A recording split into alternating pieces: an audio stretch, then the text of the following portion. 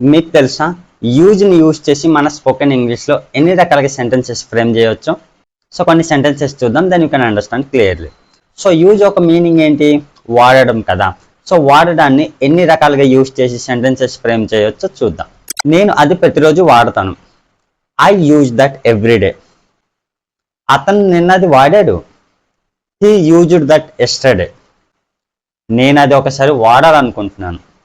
I want to use that once. నేను అది ఇప్పుడు వాడుతూ ఉన్నాను.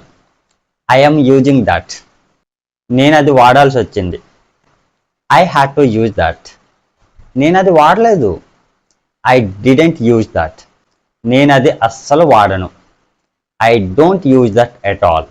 నువ్వు అది వాడతావా? Do you use that? నువ్వు అది వాడాలనుకుంటున్నావా? Do you want to use that? నువ్వు అది ఎందుకు వాడాలనుకుంటున్నావు? Why do you want to use that? నువ్వు అది వాడాల్సిన అవసరం లేదు. You don't need to use that. ఆమె ఎందుకు అది వాడలేదు?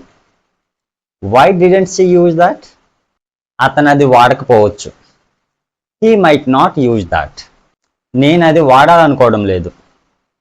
సో దీన్ని ఇంగ్లీష్లో ఎలా చెప్పొచ్చో కామెంట్ బాక్స్లో కామెంట్ చేయండి. సో యూజ్ని యూజ్ చేసి ఇలాంటి సెంటెన్స్ అనేవి సింపుల్గా చెప్పవచ్చు.